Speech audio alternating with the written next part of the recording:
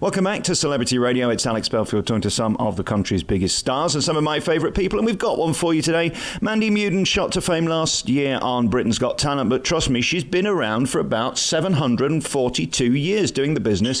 She's ever so good. How are you, Mandy? I'm good. How are you? Do you know what I love about you? I mean, your old school variety with a modern take on it. It's so important, that, isn't it? That you don't just become some sort of fuddy-duddy act. You've managed to sort of get the two to be relevant. Variety and 2019. Congratulations. Oh, well, thank you. I mean, I think it's because I've just worked on the comedy circuit for years, and so you're just used to doing a bit of everything, really. You literally have done everything, whether it be panto or cruises or theatres.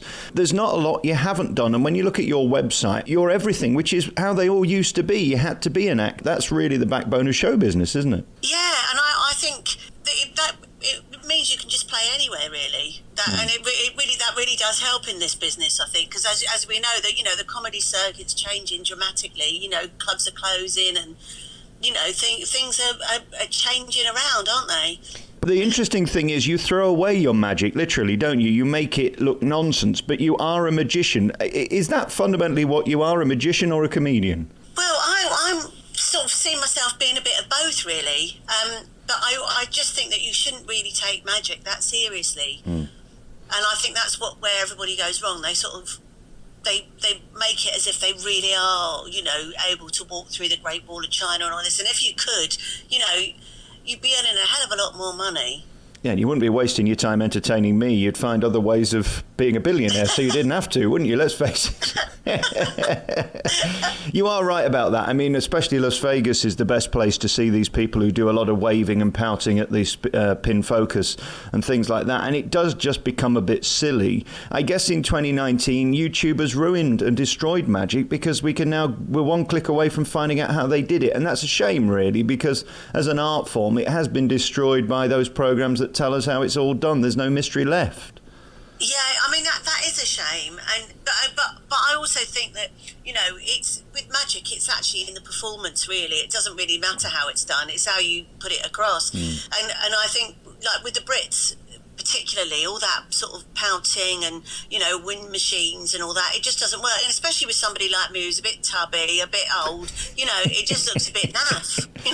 Well, I mean, maybe I should do that. You say that. I find you a sex symbol, deeply attractive. I mean, I'm going to pay you money for that. No, this is what you've got. I mean, it's interesting when you Google you, because there are two clips that come up first. The first one is with Brad back in the day when you first started, and then, of course, Britain's Got Talent. Let's go back to then. I mean, have you ever done anything other than entertain? Yeah, I mean, well, I have. I mean, I went to college and I came out and joined a circus straight away and was a magician's assistant. And then I've had some jobs there. I've done a bit of everything, as you have to do, to make ends meet. Worked in shops and telesales and anything really. Dressed up as Father Christmas when done a bit of extra work. You'd make a marvellous Mrs. Claus. I'm telling you. I'd come and sit on your knee. And that's what we loved, of course. When we look at those clips, there's a cheekiness about you, but it's not crossing a line. Was that always important that you didn't become sort of a female Chubby Brown? Yeah, I mean, I think you should just have a laugh and a bit of a flirt with people, but you don't take it to the extremities. Unless you're very lucky.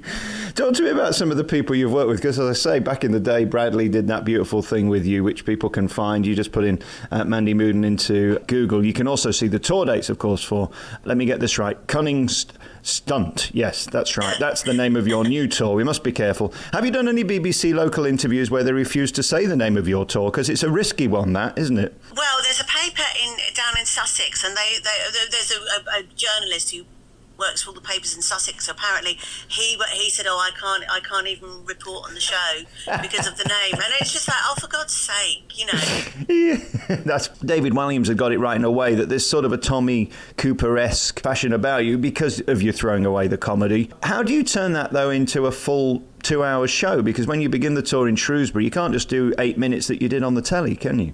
Oh, no. And I'm going to be doing a lot more. I mean, the second half will be mainly mind reading.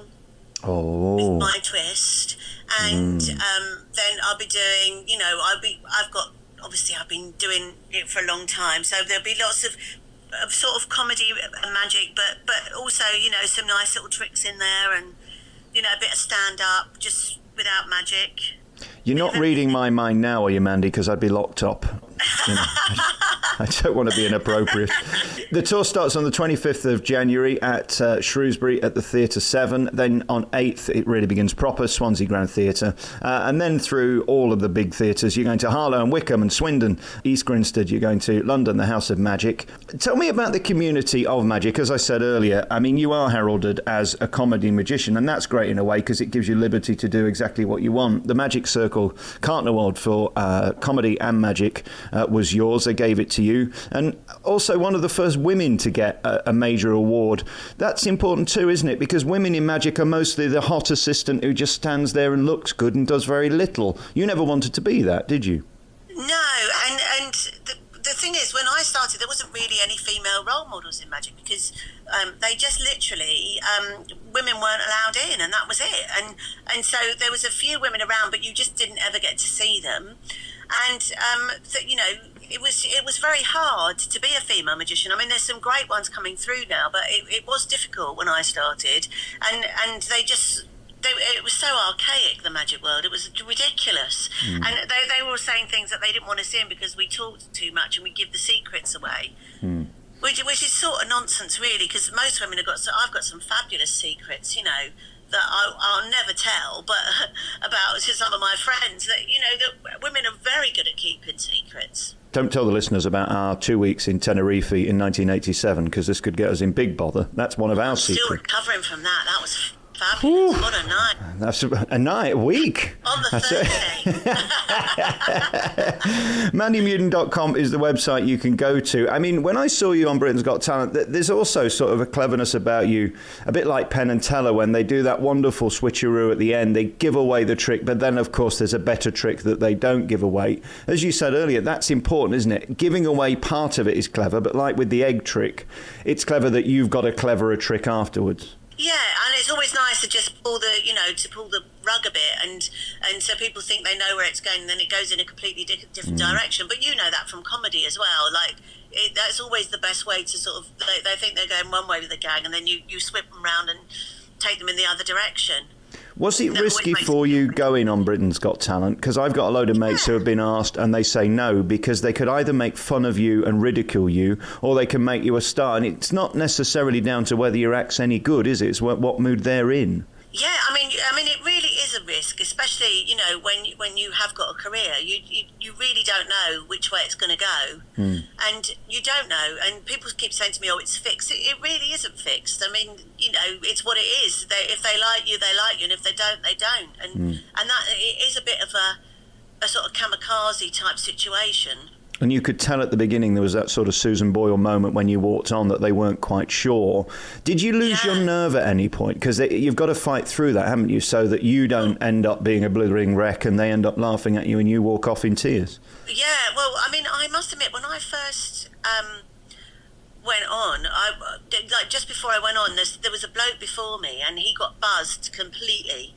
Right. And I just thought, oh my God, I don't fancy this, because you don't realise how loud the buzz is going to be. Yeah. And also you just, you know, you suddenly think, oh my God, it suddenly puts you into reality, and you think, oh God, your career goes flashing in front of you, and you think, is this about to be the biggest mistake of my life, you know? That reminds me of that Ken Dodd gag. The act before me was so bad they were still booing when I was on last night. And also, you know, there has been a little few moments of people a bit snobby towards me, thinking, you know, there is that snobbery about that you just, all you've done is been on this TV talent show, and which isn't the case, you know. I mean, I've been doing it for years, and so, but people think, oh yeah, you know, that's all you've done. You've just done those 8 minutes on that show, and they don't realise that was that, but you've had a whole massive run of it before. I guess 30 years in the business doesn't equate to 8 minutes on the telly on ITV on a Saturday night primetime, does it? That's the reality. No, you know, and the thing is that actually, you know, as you well know, you can do, we've probably played some of the worst dumps known to man over the career. You know? Oh, I'm still playing them, love. Don't you worry about that. You want to see my diary? When they stood up for you, this was a magical moment, because to get them to like you is one thing, but to actually get Simon Cowell to stand up is incredibly rare. He does seem to genuinely like comedy and magicians, which is surprising, because you would think he's only interested in music. But actually, at heart, he does seem to like variety, and you are the core of that. Yeah, I mean, I was really genuinely not expecting him to like me at all. I just thought I wouldn't be his cup of tea at all. So I was sort of I was waiting for a buzz and a bit of a, get off your crap. But, I was... I must admit, I didn't actually even realise he'd stood up for me, because I was so shocked by the reaction that I couldn't sort of take it all in, really, because it just all happened so fast. Yeah. Had you got a line ready if he did buzz you, or if he did say you were crap? Yeah, you sort of got a line ready, but then you never know what they're going to say, really. No. What? You know what it's like? You always have things planned in your head, and then someone says something completely different, and then sometimes things come out of your mouth that you didn't expect to come out anyway. Yeah. And I know you're at your best when you're just sort of free-flowing and it's all just happening there and then. Yeah, that's my favourite thing, really. What was the process like to actually get on the stage? Does it take weeks? Are you there for hours on the day? Do they sort of frazzle you to the point where you're not on best form? Because that's another element. When you're in your own domain on your own stage, you make your own rules. Of course, with those type of programs, you've got 17,000 producers screaming at you. Yeah, I mean, I must admit, you are there all day.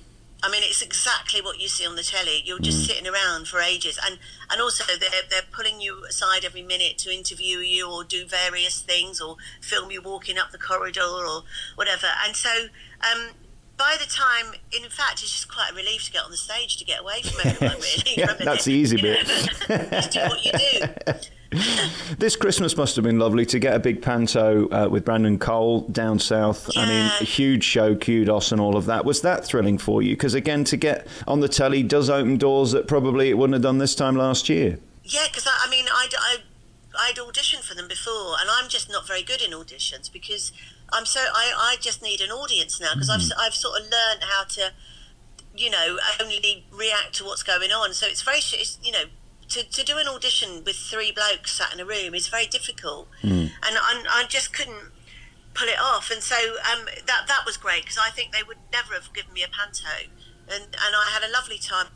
Brendan's a great laugh, and we had great fun. So it was brilliant, actually. And what's interesting about panto, I know he's the star and he's the big face on the poster, but the one they fall in love with always in panto is the funny one. So you get to steal it. I mean, I know he's there to look brilliant and does those fabulous dances, but it really is you to drive the show. How hard is it doing 2 shows a day, 6 days a week for 17 weeks? Well, actually, the run was only 3 weeks. Don't give away the secret. And also, it's a lot easier than what we do the rest of the time, driving from gig to gig. Actually being in one place, walking up the road to your digs, was a lot easier. And having all that kudos magic around you with the lighting and the sound and everybody else taking responsibility, it must have been thrilling, because all you've got to worry about is you. Yeah, and it was wonderful. I was flying in on a big mirror, and that was amazing. And yeah, it was lovely. I mean, actually, because someone's sorting your costume out, and in fact, I found it easier than doing gigs, much easier. I do draw the line, though, at them washing your drawers. I think you got to do that yourself. You know what I mean? Yeah, you got to do that yourself. Which one was it? Were you Snow White? I forget. Yeah, we did Snow White, and I was the mirror. Oh, very nice. And did you have real dwarves, or were they grown men on their knees? There were grown men on their knees, which is how I like them. I'll set them up. You can knock them down. Mandy Muden, thank you so much for talking. We've got this tour then going on until February 24th. You can get all the dates at mandymuden.com, starting 25th of January in Shrewsbury. Then, of course, you go Swansea via Swindon and Bromsgrove, and all the dates are there. Derby Guildhall, I'll see you there on the 21st of February, ending in Maidstone at the Hazlitt Theatre on the 24th of Feb. What's up for the rest of the year then? What are you up to? Back on the cruises? Yeah, I've got cruises. I've got various little bits and bobs going on, and yeah, nice and busy, which is lovely. This is the busiest I've been for a long time, which I'm loving. It's interesting, isn't it, how the cruises have become the new rock and roll. It seems to be a place where you guarantee 2,000 people in a theatre, and let's be honest, that's almost impossible to do, even if you're a megastar anywhere in the world now, it's sort of a born audience that are there to be entertained. It must be thrilling to walk out on those stages because they're beautiful, aren't they, those cruise ships? Yeah, they're like Vegas showrooms. I mean, they're gorgeous. And as you say, you've got a full-packed audience and, you've got all the lighting and all the whistles and all the bells, and it's lovely. Absolutely great. What about being mucky? Do you have to tone it down or do you tone it up? Well, you do have to tone it down. I mean, I sail very close to the wind. But I think being a woman of a certain age, I can sort of get away with it because they kind of think, oh, she didn't say that, did she? So that's quite handy, really. That's when it all comes in handy, being a bit older. I did one once and they threatened to toss me off, so I thought, right, I'm not doing that again. Mandy Muden. They've threatened to toss you off? Yes. I was in the middle of the Caribbean at the time. Mandy, thank you so much for your time. It's great talking to you. Good luck with the tour, and I'll see you in February. Thanks for talking. Thanks so much, Alex.